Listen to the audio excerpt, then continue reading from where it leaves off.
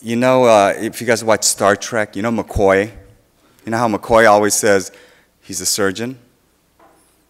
Well, in reality, McCoy is actually a pain medicine specialist because all surgeons of the future will be pain specialists. So at some point, we're going to have to embrace our pain colleagues so that we don't become like our cardiovascular surgery colleagues, which hopefully there's nobody that is really close friends with cardiovascular surgeons, but it is sad to see them go from like being the king to being like a senile old man. Anyway, okay, with that, okay, lumbar fusions in the ASC. These are my disclosures. So first of all, I'm not really big into debating. I'm more of like a striker rather than a debater. So instead of trying to go crazy knocking down Ki Kim, whom I love and adore, and hopefully he's not going to rip me apart, I just want to utilize sheer common sense. So, sheer common sense dictates to ask the first question, which is there a person out there somewhere that can have a lumbar fusion and go home the same day? Or is it like, that's just not going to happen. The sun will never rise in the west and set in the east. And no patient will ever be able to have a lumbar fusion and go home the same day. Now, unless you guys stayed out all night and you're still drunk, I think most of us would say, yes, there is a person out there that could probably go home, right? So, I think the question should be more like, what patient can go home?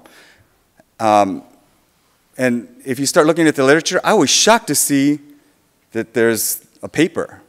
And then I was shocked to see another paper, and then another paper, and then another paper, and then another paper, and then another paper with 808 cases.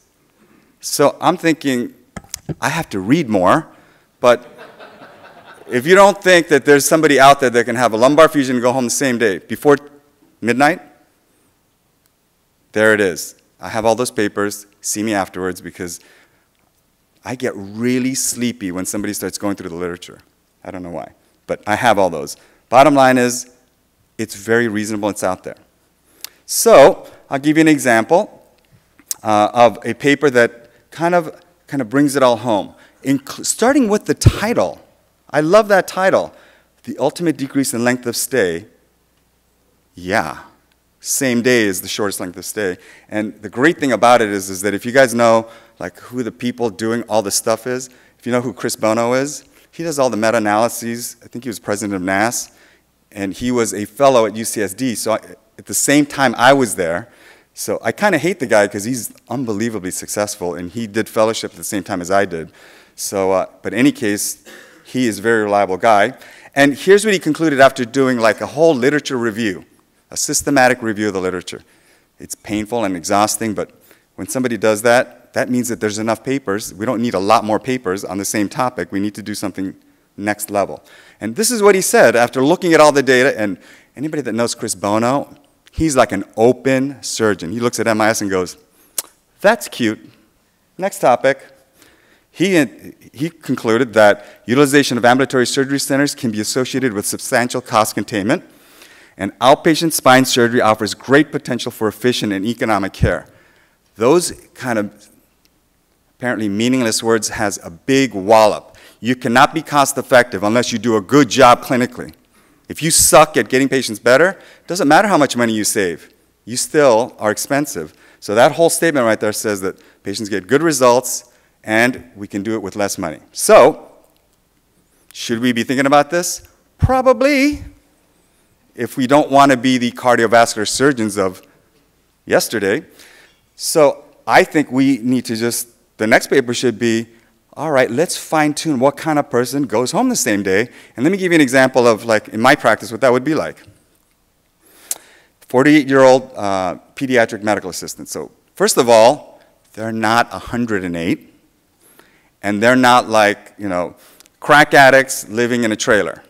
They kind of are part of society. They know what's going on, and they know how to use email, for example, and they can read simple instructions. This person has L34 and L45 spondy, back pain, mechanical activity related, with radiculopathy, and the ODI is 48, which includes limitations in walking. You guys never started the timer. So I got another 10 minutes. ODI 48, and they're not on preoperative narcotics. Thank you for the speaker earlier, because I was like, yes, see? And they're not crazy. That one little statement includes a lot of different things. It includes somebody that is not have completely unrealistic expectations from the surgery. They have reasonably good social support because they're not such miserable people that they like have no friends or family that want to help them. They don't have anxiety, depression, bipolar disorder, and toe jam, things like that. So it's very difficult to define what that person is, but you can kind of tell when you're in the office with them who that person is. And you just have to, until we get a better, more objective way to define crazy, if you just get that feeling like the little hairs in the back of my neck are standing up, you should probably say, I think we're going to do your surgery in the hospital, because it's probably at this point in time not worth the risk. But having said that, finding a patient like this, if I just took care of patients like that, I'd be so happy. I wouldn't be so angry all the time. And you do a surgery.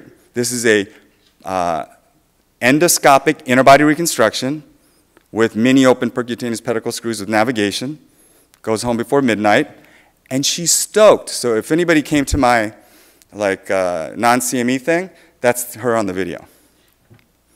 So in summary, even though I have 10 more minutes, lumbar fusions in the ASC, I would say kind of the following thing. Number one, I want to be that ASC guy. You know why? The happiest surgeons in San Diego are the ortho sports guys. Who knows an ortho sports guy? Raise your hand. How happy is that guy? Way happier than us. You know why? They don't ever have to round. They don't get a call at 2 in the morning about itching or Tylenol or runny nose. And they don't have to go to multiple places in one day. They just park once. Think about that. One parking spot per day. You go to the surgery center, you just operate all day, and you're like, toodaloos, going home now, and that's it. The next day, you go to office hours, whatever. Versus, what are you doing tomorrow? Well, first I'm going to swing by the hospital, round on everybody, then go to clinic, and then I got a call from the hospital. I got to go back and check a wound, and then I'm going to come back to clinic. That's not unusual for the typical life of a busy spine surgeon. At the same time, it's kind of like, if I gave this talk 10 years ago, you'd be like, Choll, I think you stayed out way too late last night. But I don't have people looking at me like I'm totally crazy now, because all of a sudden there's a convergence of this technology that's allowing us to do these types of surgeries, much more sophisticated implants, using endoscopic surgery, navigation and image guidance, et cetera, et cetera. On top of all that, I'm not like in a little silo trying to figure everything out by myself. I can ask a whole host of my Korean brothers, and besides the fact that it seems like most everybody's better than me now and I'm a little angry, I have a resource besides myself to get advice, and all that is making it so that all these things we're doing it much better. So really, it's not about as much as can we do it, it's how can we figure out the best patients and identify them better. That's always a problem, and we spend so little time on that. Right now, it's somebody that's healthy and not crazy. Healthy is like you're physiologically young. My mom is 83, but she's physiologically young. Well, 83, I hope she's not in the room, but at some point you're just like, no, I don't care how healthy you are.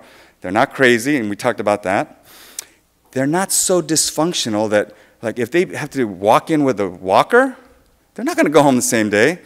And let's face it, somebody that has spinal stenosis with a spondy, if you have an ODI score of 80, something's wrong. This is a problem that occurs very slowly over time, and most of those patients are between 30 and 50.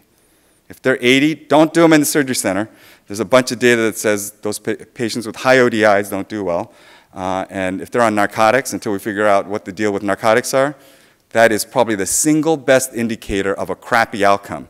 So if somebody's on high-dose narcotics pre-op, I get so nervous, and I laid the crepe to the patient. I tell them all the data. I go, well, most normal people would have the following expectations after surgery, but you're on high-dose narcotics, this is going to suck. And I just go through all the potential problems so that they're kind of aware of it, and then hopefully they'll say, maybe I shouldn't do surgery. When they say that, I'm like, that's a great idea. Let's keep on doing non-operative treatment. Because you kind of want to operate on them, but then after you operate on them, you're just thinking like, why did I do that? I feel so cheap and dirty. Thank you.